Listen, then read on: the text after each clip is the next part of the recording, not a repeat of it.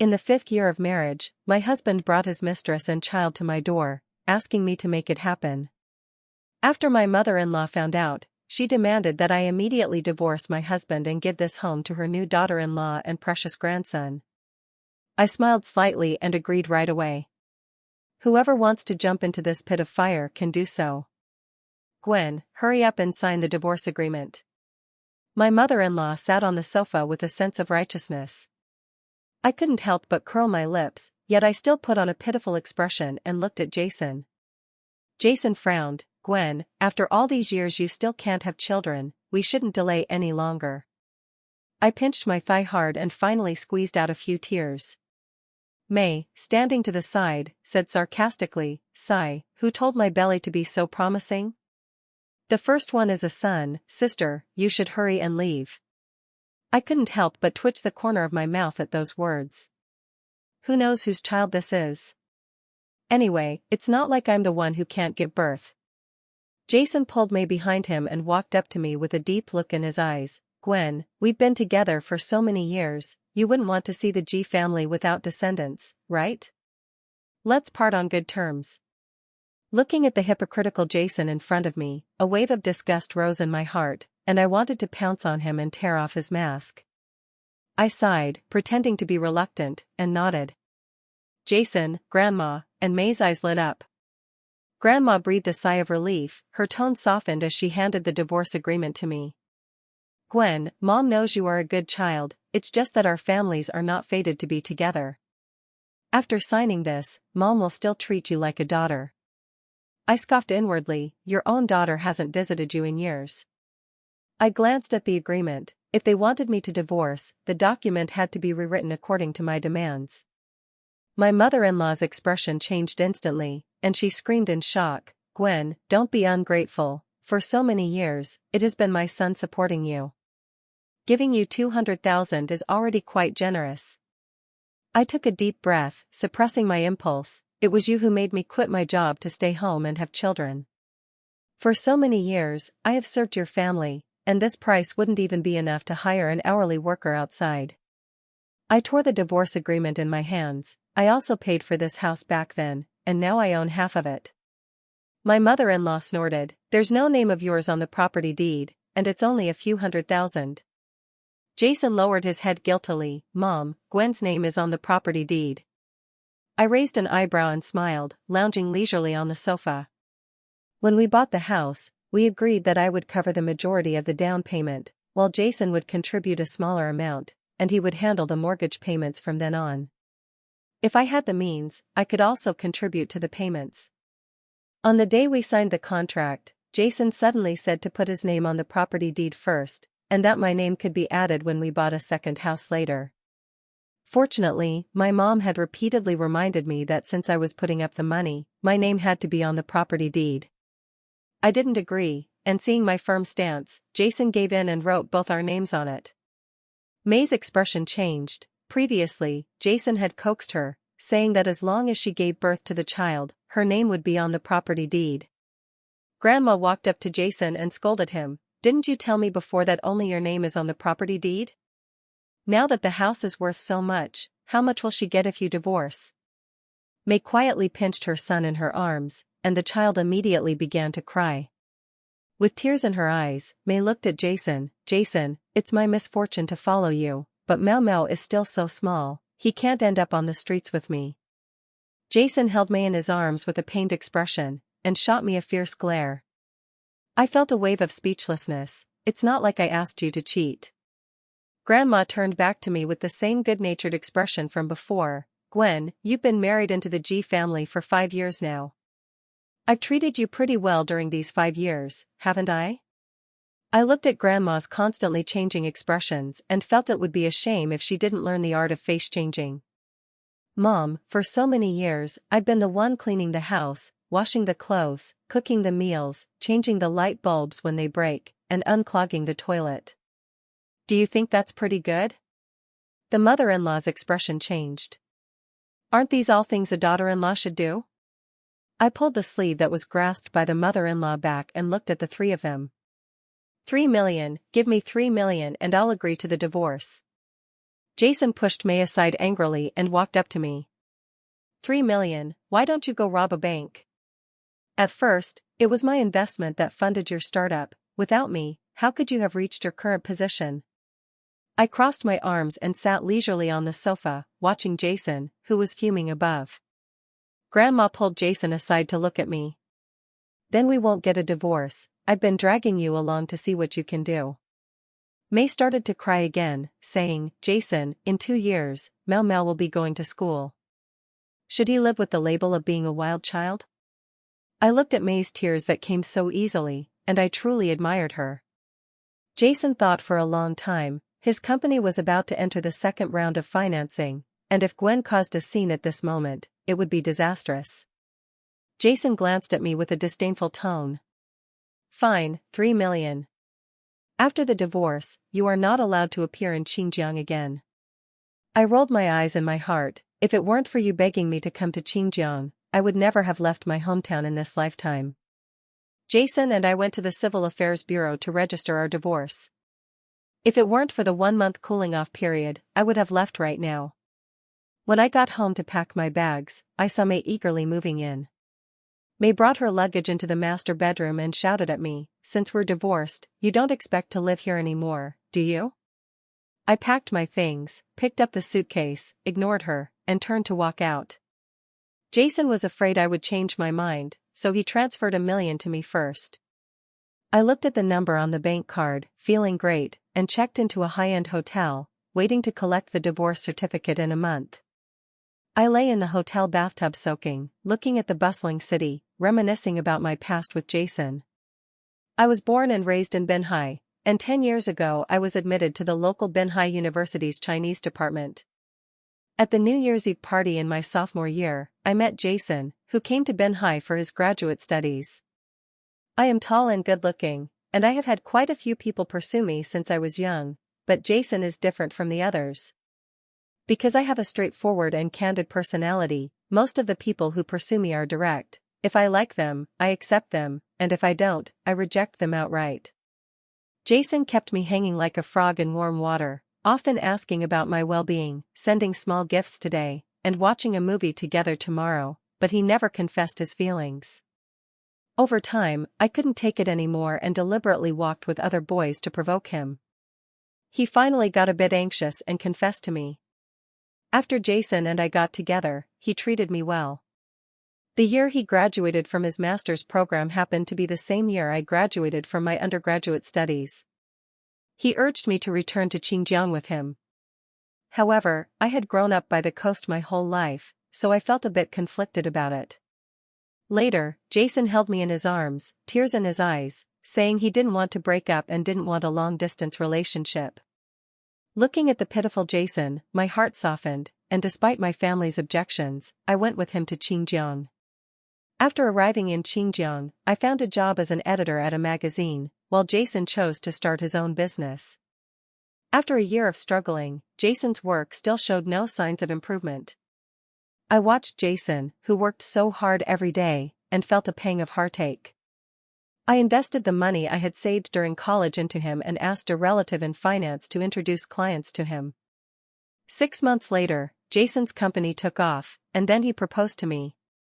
Not long after we got married, Jason told me again to quit my job and stay at home to have children, saying he had the ability to support me. In the first year of our marriage, I didn't get pregnant, and Jason said there was no rush, that there would be opportunities in the future. In the second year of our marriage, I wasn't pregnant, and my mother-in-law found a bunch of prescriptions for fertility drugs for me to take, but Jason said nothing. In the third year of our marriage, I had not become pregnant, and Jason's face was already showing signs of worry. He rarely came home. In the fourth year of our marriage, I had not become pregnant, and Jason often argued with me, living in a house outside. In the fifth year of our marriage, I had not become pregnant, and Jason brought home the woman from outside and their child, wanting to divorce me. A sudden ring of the doorbell interrupted my memories. I put on my bathrobe and opened the door, and there stood Jason's younger sister, Lynn. Lynn smiled and greeted me from outside. I opened the door and asked, "How did you find your way here?" Lynn casually lay down on the sofa and said, "I'm here to congratulate you. Congratulations on escaping that den of wolves." "How did you know that I divorced your brother?" "That woman posted it on her Moments, so of course I knew." I frowned at Lynn. Lynn explained to me that May and Jason were middle school classmates and each other's first love, but they were separated by Jason's mother back then. "It seems Jason has deceived me quite a bit over the years." Lynn poured herself a glass of water and asked, "You've been with the G family for so many years, and you're just leaving like this. Don't you think it's a pity?" I smiled slightly and replied, "Leaving is just the first step, there's more to come." Lynn posted, "What are you planning to do? Tell me about it." "That's your mom and your brother. Do you really want to see them in trouble like this?" Lynn carelessly collapsed onto the bed. "Ever since the day they wanted to sell me, I haven't considered them family." Lynn's grandparents always favored boys over girls. When Lynn was little, she grew up with her grandparents in her hometown. When Lynn was 8 years old, her grandparents passed away, and only then did her father and mother bring her back. In Lynn's first year of high school, her grandfather passed away due to illness. Her grandmother said she couldn't afford to support Lynn's education and wanted her to drop out. It was only after Lynn and the school persuaded her for a long time, and the school promised to waive Lynn's tuition, that her grandmother finally relented. Later, when Lynn got into college, her mother-in-law never contributed a single cent towards living expenses or tuition. After I found out, I would occasionally transfer some money to Lynn. 2 years ago, Jason's company was short on funds, and his mother-in-law wanted to marry Lynn off to a man in his 50s in exchange for money for Jason's company. Lynn refused to comply and ran away to another place, never to return again. "Oh, come on, sister-in-law, just tell me," Lynn asked, clinging to my arm in a playful manner. "I'm not your sister-in-law anymore, so please don't call me that." "Then I'll call you Sister Gwen." I took out 2 sheets of paper from my bag and handed them to Lynn. Lynn looked at the papers in confusion and suddenly shouted, "Jason's sperm survival rate is 10%, that child is not Jason's." 3 months ago, I begged Jason to go for a checkup with me. Jason had no choice but to nod in agreement after I wore him down, and after he reluctantly finished the checkup, he left. I went alone to pick up the results. In these years, my checkups have shown no issues. The doctor suggested that my husband also get checked. After I told Jason, he looked at me angrily and said he wouldn't have any problems. Seeing the child, I finally understood why he was so confident. I took back the list from Lynn's hand. It wasn't time to break the window yet. Okay, you have to tell me in advance so I can see the good show." Gwen looked at Lynn. "I just don't know who May's biological father is right now." Lynn instantly became interested. "I'll go back and find out for you." May lay on the sofa, holding a plate of grapes, watching television, occasionally bursting into laughter. The grandmother came out holding her grandson and, seeing May lounging on the sofa, felt a surge of anger. She said to her grandson in her arms, "When you marry in the future, don't forget your mother. Whatever you have, make sure to prioritize being filial to your own mom." May pretended not to understand. "Mom, he's only 2 years old, he can't understand these words." Her mother-in-law was even more furious. Jason came out of the room with his tie on. "May, why isn't my shirt ironed, and where's that tie clip?" "I'm about to leave." May replied nonchalantly, "I'm not your hired maid, how would I know where your tie clip is?" Grandma angrily pointed at Jason. "If it weren't for the child, I wouldn't allow her to enter the G family's door." May was also furious upon hearing this. "If it weren't for Jason begging me to have the child, I wouldn't want to step into your family's big door either. With such a large family business, you don't even think to hire a nanny. After using Gwen, you want to use me too? No way." Jason could only play the peacemaker in the middle, calming one and then the other. The doorbell suddenly rang, and Jason hurried out of the chaos to open the door. "What are you doing back?" At the door stood Lynn, carrying a large bag and several smaller ones. "Mom, brother, I've been fired." As soon as Lynn walked in, she sat on the sofa and cried loudly, "Mom, I should have listened to you and married Boss Lou. After Lynn's heartfelt complaints, her mother-in-law and May also stopped arguing. The mother-in-law sat down beside Lynn and said, "If you had listened to me back then, you would be a wealthy lady now. Sigh, Lou boss got married last year, next time, I'll find you someone even richer." May stood to the side holding the child, curling her lips in disdain as she glanced at the mother and daughter. Lynn, in her grandmother's arms, rolled her eyes, thinking to herself that if it weren't for the chance to see a good show, she wouldn't have come back at all. I lay in bed watching the variety show on TV, my phone ringing incessantly beside me. Ever since Lynn came home, she has been messaging me every day about the chaotic happenings at her place. It's not that today the mother-in-law blames May for not doing housework, it's that tomorrow she'll blame May for only knowing how to reach out to Jason for money. Perhaps Jason is true love, as he mostly stands by May's side. I was annoyed by the noise and opened my phone.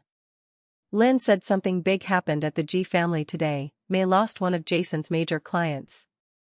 I was instantly curious. Although Jason isn't much of a person, he is still diligent at work. I sent Lynn a message about the holiday cafe, "See you in 20 minutes. Such an exciting thing must be discussed in person. I sat by the window, slowly savoring my coffee, enjoying the gentle breeze on my face, when I saw Lynn running over with an excited expression. Jason is about to have a big event this time. Lynn had just sat down, still catching her breath. I curiously asked, "What happened?" "A few days ago, Jason met with a big client and said that if he could secure this deal, the G family wouldn't have to worry for the rest of their lives. However, during a dinner party that night, May, after arguing with my mom, frantically called Jason. Later, Jason turned off his phone. May asked the secretary for the address and went over, interrupting the meal. When Jason returned, they had a huge fight, and for several days afterward, he didn't give her a good face." Lynn took a breath, picked up a glass of water from the table and gulped it down, then continued speaking. "Jason also had bad luck. Although they didn't lose the client because of May's commotion, on the day of signing the contract, May remembered what had happened a few days earlier. She tore up Jason's contract and even hid the USB drive. I leisurely picked up my coffee and took a sip. Your brother is such a meticulous person, doesn't he have a backup? Lynn chuckled, of course there's a backup, but May is quite the talent, holding Jason back and not letting him leave. I raised an eyebrow and smiled. At first, I just thought May was a bit materialistic, but now it seems she's quite reckless. Lynn continued, by the time Jason manages to soothe May and arrives at the scene, the client will have already boarded the plane. I remember before, there was a time when Jason's contract was left at home, and he called me to bring it over. I was anxious and hurried all the way, even twisting my ankle, and in the end, all I got was a "Why are you so slow?" Lynn interrupted my thoughts. However, I've been back for almost half a month, and I haven't seen May or anyone else get in touch. I close my eyes and enjoy the warm sunlight. There's no rush, the tale will always show itself. As soon as I walked into the hotel lobby, I saw a familiar face. Long time no see, Gwen. When Eric saw me, he came over to greet me. Long time no see, how come you're in Xinjiang? I'm here to meet a client, are you staying at this hotel? I pressed my lips together and smiled, saying, I'm staying here for a few days, I'll go back after I get the divorce certificate. Eric looked shocked, seemingly unable to believe as he asked, You're getting a divorce? In his incredulous gaze, I nodded. I waved my hand, I have something to do, I'll head up first, let's have a meal together when we have time. Back in the room, I lay on the soft bed, staring at the void before me. Eric was my high school classmate, and during high school, we were both the stars of the school. Our family backgrounds were similar, our ages were similar, and even our interests were alike. After graduating from high school, we naturally ended up together. However, his university was in another city, and we couldn't meet often, and over time, our feelings faded. On May 20th of my freshman year, everyone in the dorm was with their boyfriends. I called him, and he said he was busy with experiments and would accompany me next time. Later, I brought up breaking up with him. He came to find me a few times wanting to win me back, but I rejected him each time. 6 months later, I met Jason. I was sound asleep in the middle of the night when I was awakened by a ringing phone. Without seeing who was calling, I picked it up. Hello? But there was no sound on the other end. I asked again, who is it? After waiting for a while with still no response, just as I was about to hang up, a voice came from the other end of the phone. Jason's voice was muffled, as if he had drunk quite a bit. Gwen, how nice it would be if we were like before, how nice it would be if you could give birth. I was so angry I laughed. Get lost. Finally, the day had come to pick up the divorce certificate. I woke up early and waited at the entrance of the Civil Affairs Bureau. I waited for a long time at the door, but Jason never showed up. When I called him, he didn't answer. I had no choice but to get May's contact information from Lynn. Hello? Who is this? May's voice came through the line. Now there is less than an hour until the Civil Affairs Bureau closes. If we don't leave this time, the price won't be the same next time. As soon as I finished speaking, the other side hung up the phone with a bang. 20 minutes later, Jason finally appeared in front of me. Hurry up, the Civil Affairs Bureau will close soon. Gwen, Before Jason could finish his words, a sound of beep came from behind. May was urging from the car, holding the child. As the staff handed me the stamped divorce certificate, the chapter of my marriage with Jason came to an end. Stepping out of the Civil Affairs Bureau, I felt the breath of freedom. Seeing me so happy, Jason felt even more depressed. Gwen, will we meet again in the future? I turned to Jason and suddenly felt that my past self was truly blind to have ever liked someone like him. Why don't you look in the mirror and see for yourself if you deserve to be remembered by me? In the past, I was gentle and kind in front of Jason, and over time, I almost forgot that I was a straightforward and sunny person. In the dazed look in Jason's eyes, I turned around and left gracefully. I returned to the hotel to rest when Eric called me. Looking at the phone number on the screen, I felt very conflicted. Having just come out of one pit of fire, I didn't want to jump into another. I know Eric's thoughts. He came to Xinjiang to win me back the year I married Jason. During my marriage to Jason, he also called me, and I firmly rejected him each time. I still answered the call, wanting to clarify things with him, and we agreed to meet at a restaurant. At 7 p.m., I arrived at the restaurant according to the address. Looking at the sign in front of the restaurant, this is a couple's restaurant.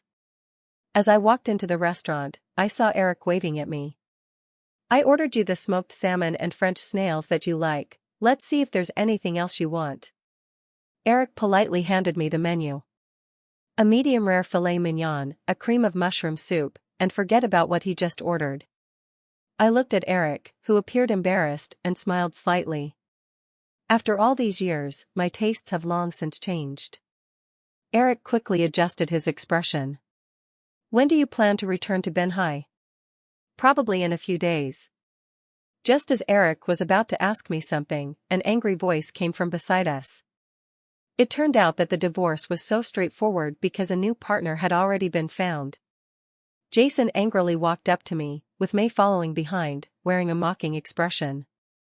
May looked at Eric and me, rolled her eyes, and ran to Jason's side with a look of grievance. Jason, it turns out they had already found someone outside, while pretending to be pure, taking quite a bit of your money. Jason, provoked by May, became even angrier and wanted to grab Eric by the collar. I tugged at my lips and said to him, Jason, not everyone likes to cheat like you do. Their commotion attracted quite a few onlookers, and Jason was left blushing from what I said. Jason didn't believe it and stepped forward to question me. Gwen, did you divorce me for him? At that moment, I really felt like Jason's mind was all muddled. I shot him a glance. We only met a few days ago, and you have no right to meddle in my affairs now. Jason seemed to have just remembered the fact that we were already divorced, momentarily lost in thought, wanting to reach out and pull me away. I watched his movements and took a step back, and a fleeting look of grievance appeared in Jason's eyes. The gazes around us grew more numerous, and many people whispered and speculated about the relationship here. May seemed very embarrassed upon hearing this and pulled Jason out of the restaurant. After Jason and May left, more eyes turned to Eric and me. Eric looked around at the curious onlookers and said to me, "How about we change to another place? There are quite a few people watching us." I shook my head, picked up the knife and fork, and started eating the steak. "The food here is quite good, and it's not my problem. Why should I leave? Whoever wants to watch can watch." Seeing my calm demeanor, Eric suddenly laughed. "You've really changed a lot. If the old you had heard something like this, you would have rushed up to argue with them long ago." In the 5 years of marriage to Jason, the G family taught me a lot. In the first year, not getting pregnant, my mother-in-law's attitude towards me was still quite good. In the second year, my mother-in-law no longer had her previous attitude, often making sarcastic remarks in front of me, sighing about whose family next door had a grandchild, and mocking me as a hen that couldn't lay eggs. At first, I would argue with my mother-in-law and cry to Jason, but over time, I stopped reacting. Seeing my attitude, my mother-in-law became even more angry. That night, I made my feelings clear to Eric. He smiled and hugged me, saying he wouldn't bother me anymore. Back at the hotel, I saw Jason standing at the door of my room. I frowned at the drunken man in front of me. "How did you know I was staying here?" Jason slowly approached me. "One of my clients saw you living here, so I followed the address and came over. We have already divorced, please do not disturb me anymore in the future." I tried to speak to Jason calmly. Jason suddenly held me in his arms, tears falling on my ear. "Wife, I regret it. After you left, there was no warmth in the home, only the sound of May and my mom arguing every day."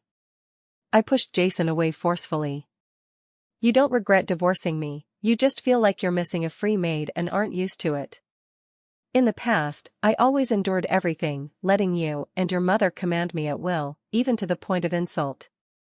You have never stood up for me, and now you come here pretending to be deep and affectionate. It's disgusting." Jason's eyes were red, shaking his head, murmuring, "We shouldn't be like this." I turned my face away, no longer looking at him. "Let's hurry and leave, or I'm going to call the police." Jason picked up the clothes from the ground and walked away in a daze.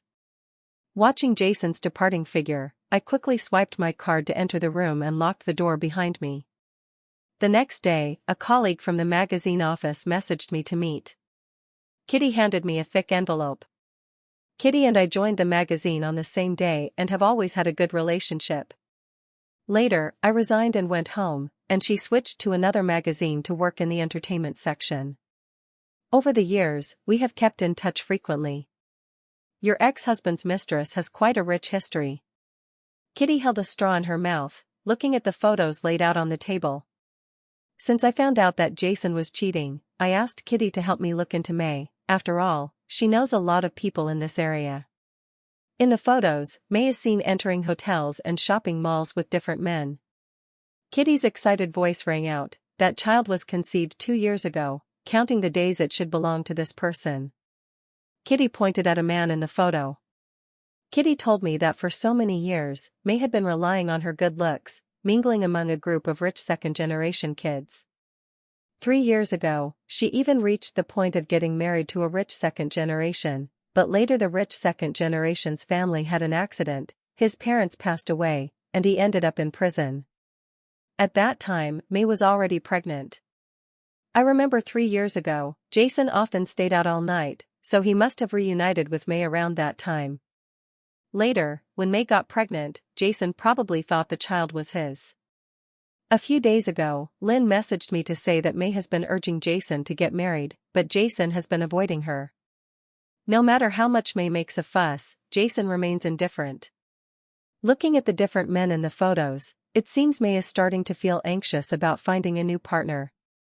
May is extremely anxious at home every day. A few days ago, she brought up the topic of marriage with Jason, but he actually refused, even when she moved Mau Mau out. Seeing that Mau Mau is becoming less and less like Jason, May's heart feels a bit uneasy. She needs to make plans early. Since Jason came to see me last time, I changed to a different hotel. I booked a flight back to Binhai the day after tomorrow, just in time to say goodbye to my old friends. Lynn knew I was leaving and insisted on coming to the hotel to stay with me for 2 days. Lynn and Kitty saw me off at the security checkpoint. Lynn looked at me with swollen eyes. "Sister Gwen, I will come to see you when I have time." Kitty, on the other hand, calmly hugged me and said, "If anything happens, call me." Jason stood not far away, hesitating whether to come forward and say goodbye to me.